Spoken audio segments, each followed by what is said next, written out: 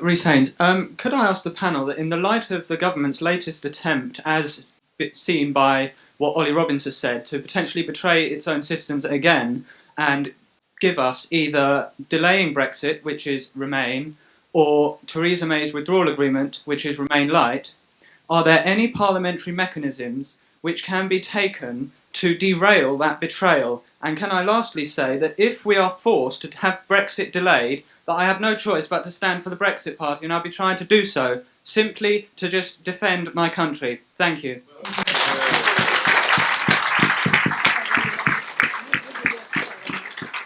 Well, it's one of the ironies is that we who fought for leave believe in our sovereign parliament, but if our sovereign parliament is determined to do the wrong thing, there's nothing much we can do about it. But I would give you this comfort. It's slender, but it is actually a hard thing for the House of Commons on its own to change the law. In fact, it has to get an Act of Parliament through Parliament. And that's what the whole Yvette Cooper thing is about, for them to seize control of the timetable. Now, this is a massive constitutional innovation. Historically, our Parliament has only ever responded to the demands of the government on the substantial issues, and it's the government that proposes and Parliament disposes. We live in a parliamentary democracy. We have parliamentary government. We don't have government by Parliament, and Parliament is not set up to be the government and to instruct the executive what to do. So we're in very uncharted territory.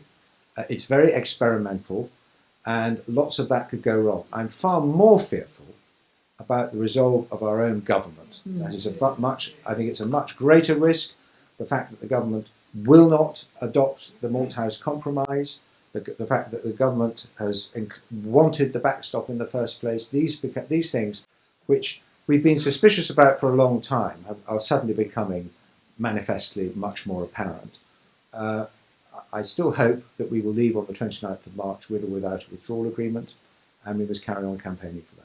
Can I just say it's nice to see, because I really resent the way people say there's no young people, who are interested in leaving. It's very nice to see. I think you're quite young, but also I can understand why people like you would feel, specifically if it was just for Brexit, for the European elections, to stand as a candidate. I want to represent the 25% of young people that voted Brexit. Yeah. Nobody speaks.